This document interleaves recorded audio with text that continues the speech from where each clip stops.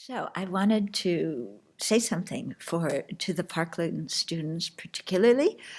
First, to introduce myself, my name is Tupten Chudran, and I'm living at Sravasti Abbey. I'm a Buddhist nun, a disciple of His Holiness the Dalai Lama. And so all of us here at the Abbey have been following what you're doing. We're really supporting you.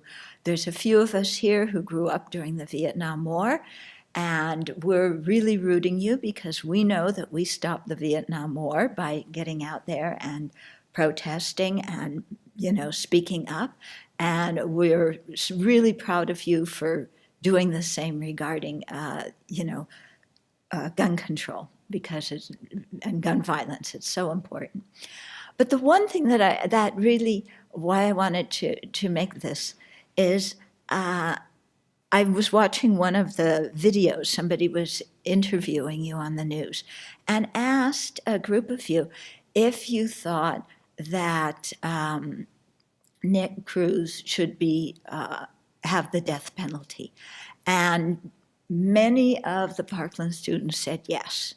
And one person said, yeah, I think he should suffer.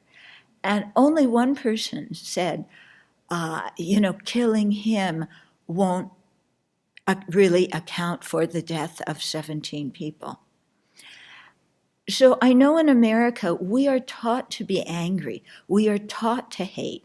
We are taught that if somebody harms us, we have to be angry and hate them and then make them suffer, and that's the idea of justice. But as Gandhi said, if we go by an eye for an eye, everybody on this planet's going to be blind. And a tooth for a tooth, we're all going to not have any teeth. And more than that, if you hold on to anger about what happens, your anger eats away at you, and it makes you suffer.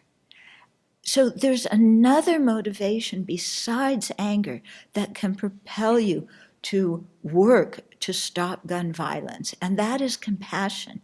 And that's something that I've really been seeing coming from you in many ways, because you're concerned with other students, with future generations of students. So that motivation of compassion, touch into that and go with that. Don't waste your energy hating Nick and wanting him to die, because that doesn't do anything except contract your heart. Yeah. And instead try and look at him and see his suffering. We're not saying what he did was right. It wasn't right at all. But you can see that he did what he did not because he was a happy person, but because he was a suffering person. And so just as when we're suffering, we don't want people, we want understanding, yeah? Try and have some compassion for him.